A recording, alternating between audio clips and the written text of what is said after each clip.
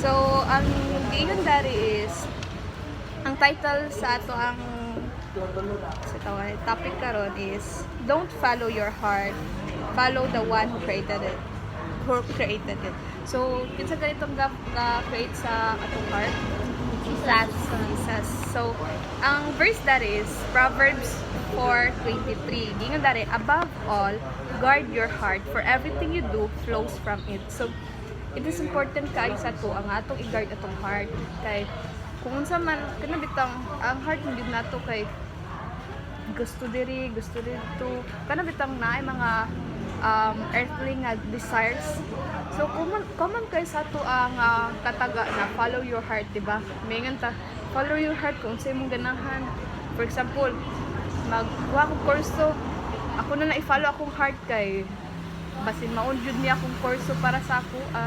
So common sa ako nga follow your heart and you will never get lost. Follow your heart for it knows the way, or believe in yourself and follow your heart. So common kay na sa mga sayings sa tuwa there is a world. But ang tinuod is our hearts can be trusted. Dili nato matuuhan ato ang heart. Because ngano our hearts can be misleading. Pwede ta uwaton, pwede ta kanang murag iliko sa laing ay sa pikas na dalan. Our hearts can be also manipulated. Pwede makontrol ato ang feelings.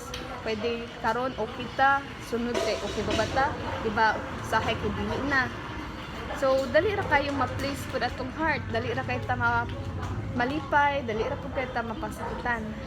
But the Bible says our hearts are deceitful.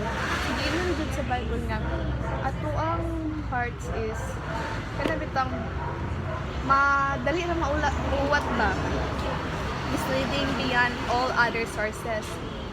Unsa? Tod na. So trusting our hearts to guide us through life is risky. So kung sa ato ang own lang, kung ato arang hearts ato ang i-trust, risky yun kayo. Kay again, ang heart is misleading, ang heart kay manipulated, ang heart kay dali ra mauwat. So because they flowed from birth due to sin. So kani siya nganong misleading, nganong manipulated atong heart because of sin. Again, kagapuan, pwede ka karon malipay, pero pwede po ka sunod hamuol. Wala ta kabalo kung kanang malipay pa bata sa sunod ng adlaw. May ana. So to live righteously and to make wise choices, we need a higher authority than our own heart. So para magkinabuhi tag matarong, para makahimo tag sakto nga desisyon, we need kanang higher authority bitaw more than sa ato ang heart, and that is Jesus. So we need Jesus to live righteously, to make choices nga wisely. We need Jesus. Ang giingon pa dari nga sa Mateo 15:19, for out of the heart come evil thoughts, murder, adultery, sexual immorality, theft, false testimony, and slander. So kanina nga verse sa Mateo 15:19, gingon dari ang mga hearts bitaw mga that our hearts can hold onto some pretty bad things. So ato yung heart kay kanabitaw na siya kanang gi-hold ng mga bad things like atong murder, sahay kay masukutaan na ana din siguro kung dili ang murder bitaw kay dili ra ka nang pagpatay. But kung magsuko ka sa isang katawo magtanim bitaw pagsuko sa imong isang katawo kay mo po na example po na siya sa kanang bitaw ma-consider po na siya nga murder. So atong challenge because our hearts cannot be trusted, our hearts must be tried. So ato i-challenge atong heart nga sigad ang mag-work ani inside to align our hearts in His desires and not our own selfish ones. So let it be nga ato bitaw i-let si God na Lord, ikaw mag-heart kanang ikaw ang mag-lead sa akong heart, dili kay ikaw ang heart mag-lead sa imong. So to give your heart to God spend time with Him. So, unsaon man nato pag-spend time kay God? Unsaon man nato paggahin og oras para kay God? Simple lang. Prayer, reading the Bible, fellowship, kani atong gibuhat, service, kana pag atin sa Sunday service o biyang aros, and also praise and worship. So, kani siya mga 5 things.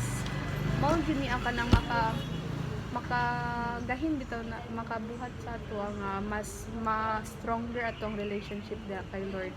So where you focus your heart determines where you put your trust. So giingon dari kung asa nimo i-focus nimo imong heart, dara nimo gi-focus imong trust. So for example, mag-focus ka sa imong eskwela, di ba kay where you focus your heart determines where you put your trust. So kung imuhang gi-focus imuhang self sa pag-eskwela, imong gi-put sa imuhang self sa imong self na makahuman ka. So that the thing nga dili ang heart bitaw at dili ta mag-focus sa worldly things, dili ta mag-focus diri sa kalibutanon lang, but mag-focus ta sa eternal things. So kung gi-focus nimo imong heart sa world, you just putting your trust sa mga temporary lang. So kanitanan dari sa world, temporary din siya, mga walay kasigurudohan nga mga butang. So trusting God makes Him go to rather than relying on yourself. So again, we can follow our hearts. Dili jud nato ma-follow ang hearts, ug dapat dili nato i-follow atong hearts. Instead, we have to cultivate and train them and guard them so that they stay focused on trusting in the Lord at all times. So atong i-challenge atong self, atong i-cultivate atong self to fellowship, to service, to praise and worship, praying or reading the Bible. Atong i-challenge na siya nga atong buhaton na siya na butang para mas stay focused sa bitaw ta sa kay Lord, mas stay focused sa ato put ra nato ato ang trust only kay Lord. So wala gi-design atong hearts to be followed. Wala jud gi-design, wala gihimo ang heart para to be followed, but gi-design siya to be led. So our hearts were never designed to be gods in whom we believe. They were designed to believe in God. So atong hearts is wala gibuhat para nibabaw bitaw sa ato ang mga choices, but ato ang hearts is gibuhat to believe in God. And also, again, don't follow your heart. Don't believe in your heart. Instead, direct your heart to believe in God. Ayaw, kana bitang ingon mo, uy, ganahan kay kuan kanang butang, pero ang Ginoo dili ganahan. So ayaw ninyo i-push bitaw ko ang mismo ang Ginoo ka-instruct sa inyo na dili ganahan, ay dili siya nahimutangan na sa imong gibuhat. So wala biyagingan si Jesus sa iyang mga disciples nga let not your hearts be troubled, just believe in your hearts. Wala biyagingan believe in your hearts. Yung giingan is let not your hearts be troubled, believe in God, believe also in me. So giingan niya nga believe in God the Father and also believe in me. So di ba sa akong giingan kaganina nga di ba sa common sa to ang madunggan is when you receive Jesus, you receive new life. Kung na imong receive si Jesus, na kay bagong kinabuhi. So it means na kay bagong heart ana. So it's not about receiving a new heart, one that beats with Christianity isn't just about believing something, but it is about receiving something. So kung na kay new life, na po kay bagong heart ana. So it's about receiving a new heart, one that beats with the heart of God. So lastly, God wants us to guard our hearts. So ganahan jud si Lord nga kanang atong i-guard atong heart, but how? Allow the love of God in and trust Him to be your comfort and God. So unsa man ato pag-guard sa atong heart, ato i-allow ang love ni Lord na may matugbabaw sa ato ang pang-adlaw-adlaw nga buhaton bitaw.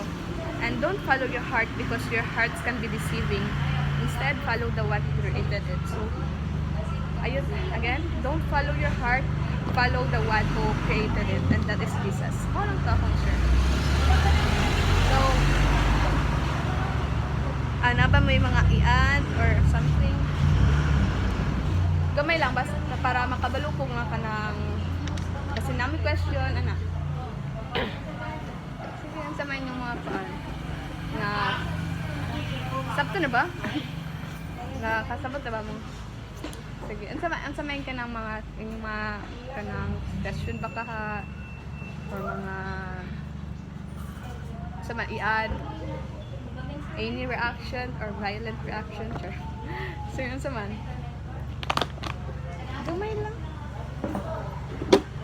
Ayun, kaulo 10 naman din.